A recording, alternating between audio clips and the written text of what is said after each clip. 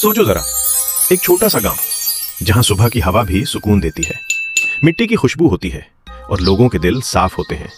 यही रहती थी गांव की सबसे प्यारी अम्मा। अम्मा जिनकी डांट में भी दुआ होती थी और मुस्कुराहट में पूरा गांव। हाथ में तस्बीह और जुबान पर हमेशा एक ही बात, बेटा भूखे को कभी मना नहीं करते। उस दिन अम्मा की नजर पड़ी चावल पर, मसालों पर, और फिर अम्मा की आंखों में एक चमक आ गई। आज बिरयानी पकेगी।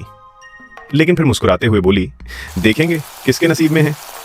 जैसे ही खबर फैली, गांव के लोग एक एक करके आने लगे।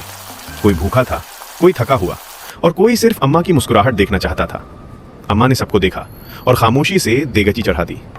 बिस्मिल्लाह की बरकत से बिरयानी में बहुत बरकत हुई और पूरा गांव ने खुशी खुशी बिरयानी खाई। अम्मा को अपना गुजरा हुआ वक्त याद आ गया, जब वो खुद गरीब थीं, जब खाने से पहले बच्चों के चेहरे देखती थीं और खुद आधी रोटी पर सब्र कर लेती थीं। तब अम्मा ने सीखा था कि भूख सिर्फ पेट की नहीं होती, दिल की भी होती है। अचानक कुछ शरारती बच्चे दबे पांव रसोई में घुस गए। अरे वाह, बिरयानी! और देगची से हाथ साफ। अम्मा की आवाज आई, ओहो, चोर पकड़े गए।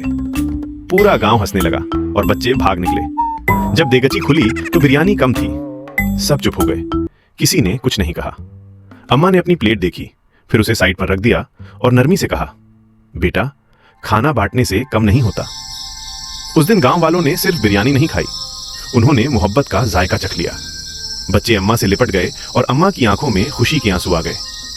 याद रखो, जो अपना खाना बांटता है, अल्लाह उसका दिल भर देता है, क्योंकि असली बिरयानी देगची में नहीं होती, दिल में बनती है। अल्लाह हर गांव को एक अम्मा दे और हर दिल को इतना बड़ा बना दे।